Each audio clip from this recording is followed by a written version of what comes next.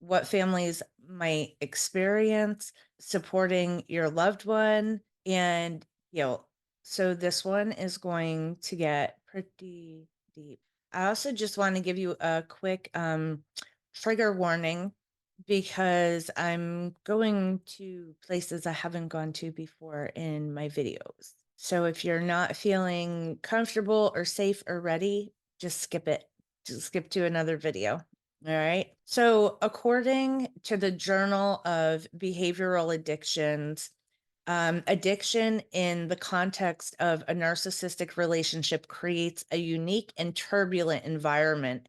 The research indicates that narcissistic individuals may use substances as coping mechanisms for deeper issues such as low self esteem or as a means to exert control. All right. So let's talk about what that means. So this that can lead to a cycle where addiction aggravates the narcissistic behavior and it further complicates the relationship. So let's just process that for just a second. Let it sink in.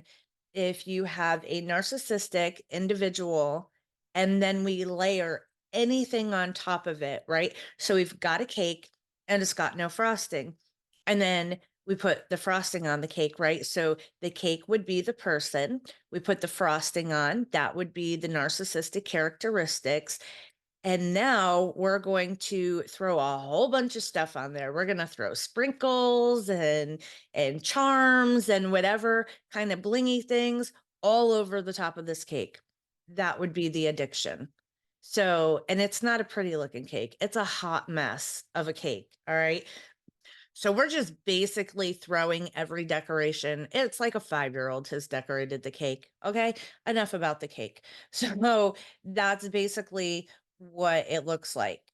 Let's say alcohol is involved. All right. I have witnessed cases where one person, the narcissist, will feed the other person alcohol or other substances. And when I say feed them these substances, it might be a situation of where they have, we'll just say, this is my water. Let's say this is a glass of wine, right? And the person will have half a glass of wine, and the narcissist will walk by and fill it. And then the person drinks half a glass of wine and they go to the bathroom, and the narcissist will walk by and they'll fill it.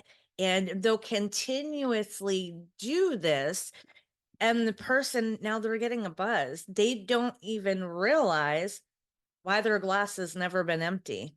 Okay, so that's just one of the things that I've seen happen.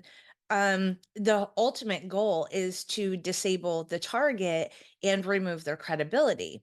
So I've probably heard over 50 stories about how someone became an addict through an abusive relationship. And saying 50 is actually like extremely low. It's probably a lot higher than that.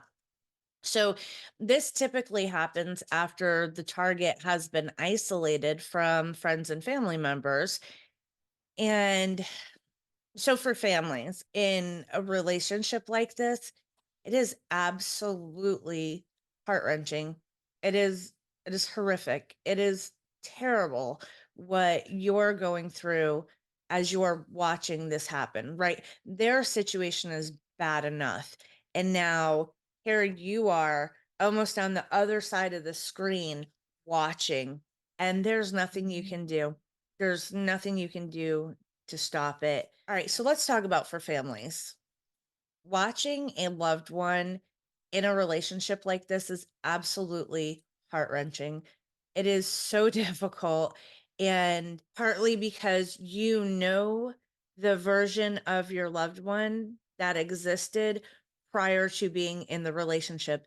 You know who your loved one was prior to them developing an addiction. Like, you know that version, and it's your brain is having a really hard time making sense of how the person you see now is the person that you think you know, or the person that you've known.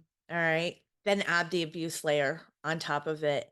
And you're not only watching your loved one suffer from addiction, but you're also watching them be abused in the process and wondering if they even realize what happened. So it's extremely difficult. The emotional turmoil inside can range from intense worry to feelings of guilt and helplessness.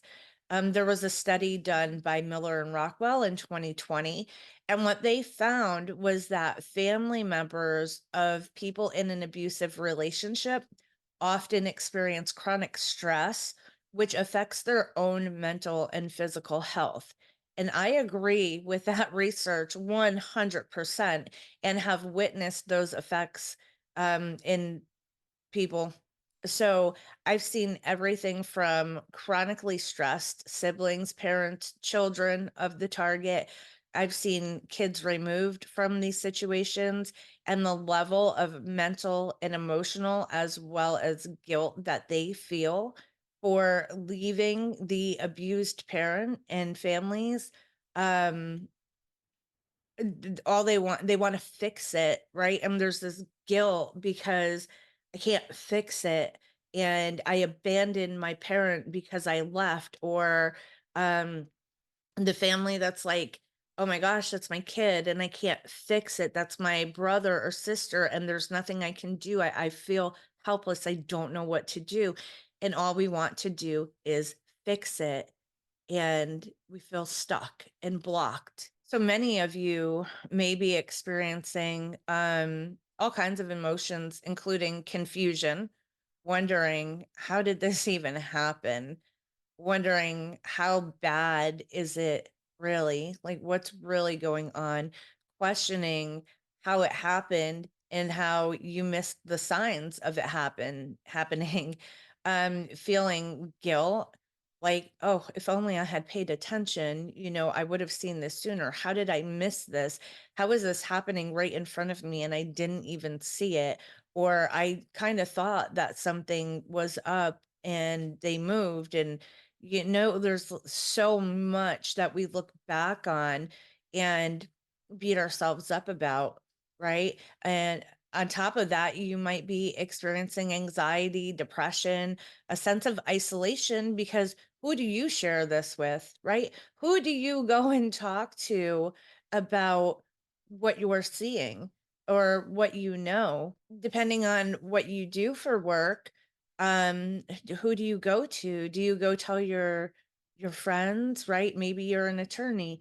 um who do you go tell? If you're a doctor, who do you go tell that this is happening in your family? I don't care if you work at Subway, who do you tell?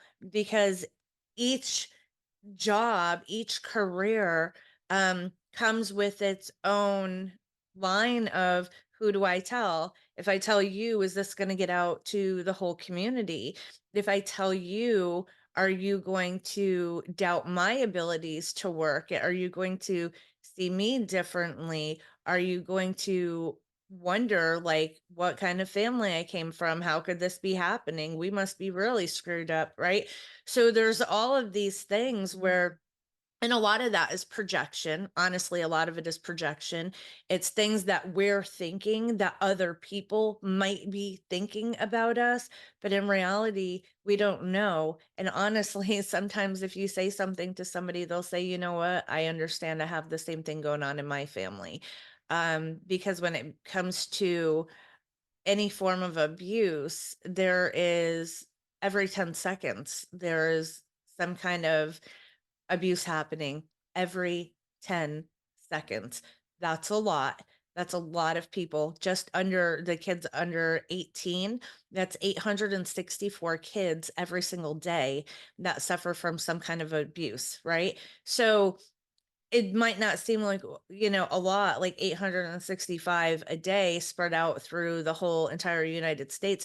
That's every 10 seconds there is one. That's too many. And then when we put that together, I want to say it's like 600,000 or so a year. Um, it's a lot. It's a lot. And those are just the reported cases, all right? So I know I'm getting a little bit off topic, but my point is it's hard to sometimes feel like it's okay to tell somebody, like it's okay to talk to somebody, holding all of that inside, like sometimes just saying it out loud helps you to process it better and it helps give you more insight. But definitely, like if you can try to talk to somebody about what you're going through, um, and sometimes I've seen that some of the things that keep people from talking about it is struggling with guilt, thinking that they could have done more.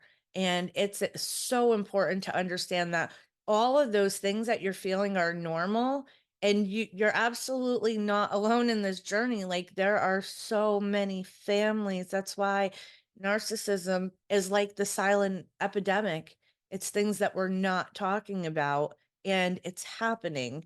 um, so if any of those feelings that I talked about, if any of that part really hit home for you, um, it's because you're not alone and you're not the only one. Unfortunately, I can adequately describe those feelings because I have seen them, and in all transparency, I have experienced those feelings for someone. So I know what it's like both on a clinical level to hear it and on a personal level to witness it. I know what it's like to wait for the call that something tragic has happened and that's it, it's over. And there's nothing that we can do about that. And I get it and I understand how painful it is. So there's a lot that we can't do, right? There are things that we can do. So I think it's important to focus on what is within our control. All right. We can't stop the abuse because we're not the ones who are doing the abusing. We can't leave the relationship because we're not the ones in the relationship. We can't stop using because we're not the ones that are using, right? All of those things are beyond our control. We can't make any of those decisions. Those decisions have to come from our family member or friend or loved one, whoever it is. Those decisions have to come from them. So being on the outside, what can we actually do? So supporting a loved one who is in the situation is challenging. It's very challenging. And I don't mean financially supporting them, I mean emotionally supporting them if you have the ability to do that. And you might not have the ability to do that. And I know at some point it is okay to say, you know what? I've tried, I'm here. If when you're ready, I am here. But at some point, sometimes we have to step back and we have to walk away because we have to take care of ourselves.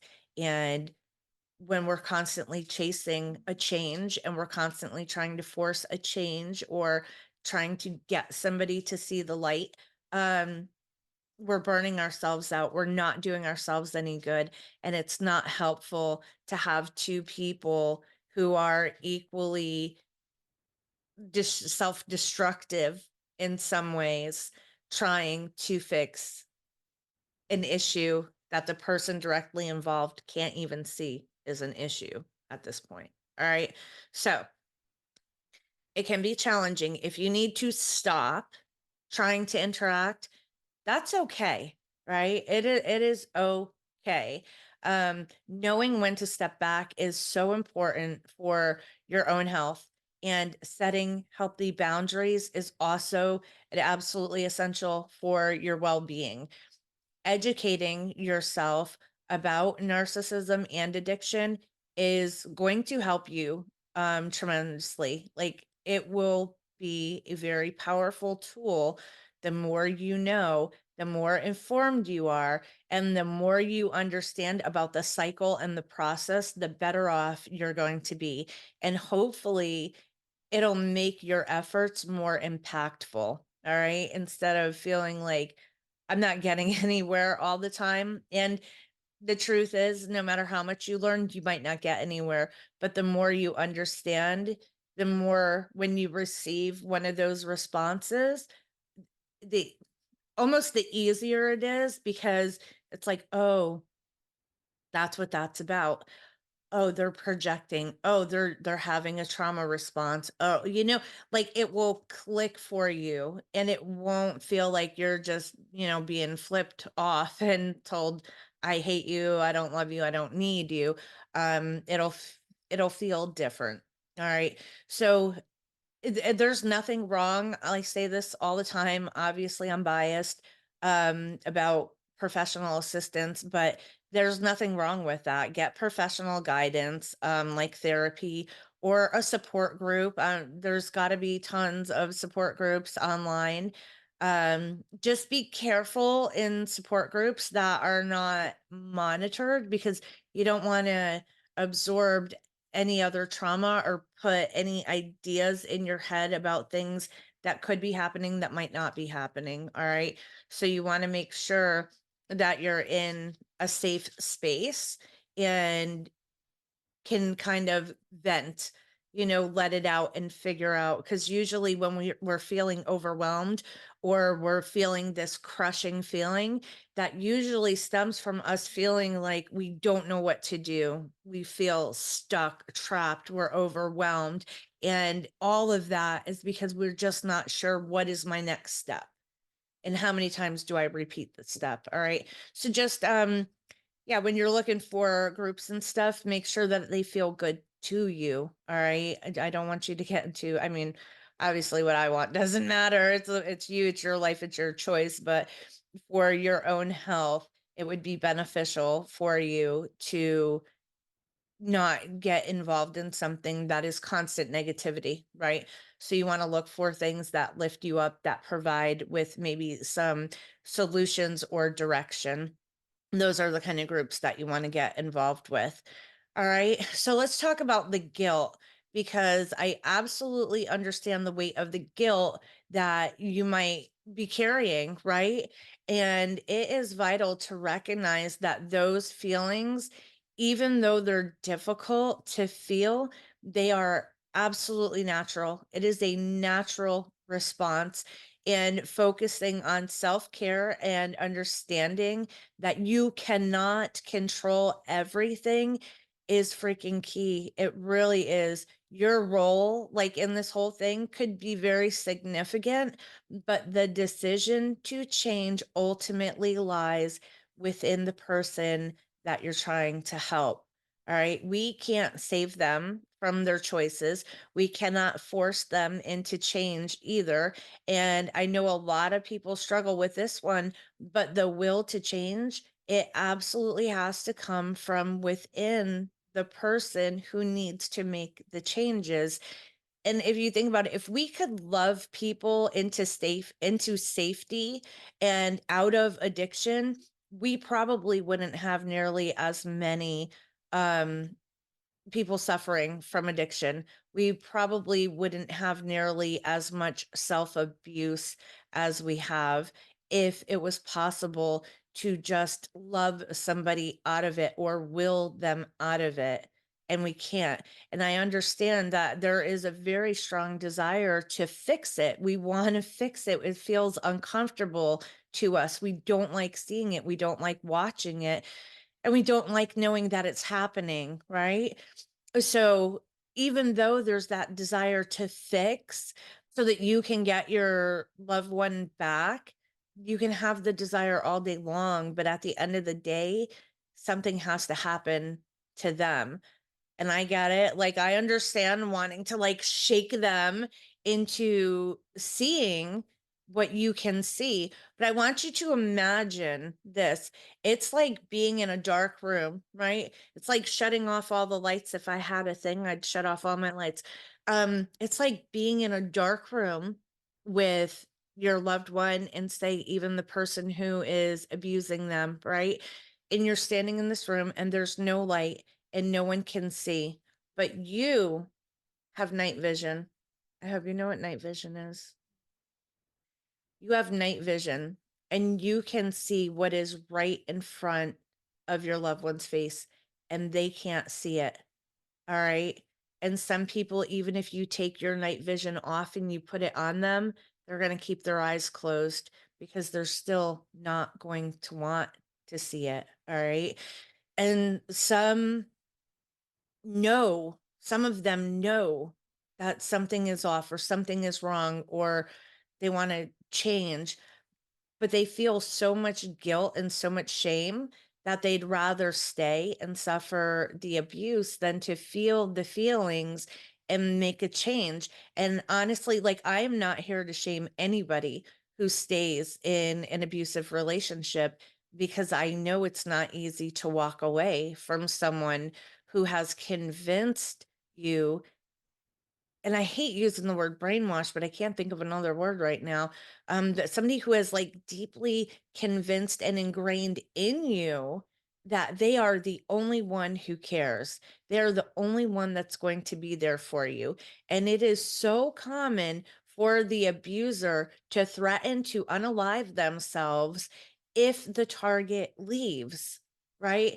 So, how do you feel okay with leaving someone that you've become so dependent on, and hearing this person say, this will be your fault and this is what I will do? The person that we want to leave, they wouldn't be able to live with themselves.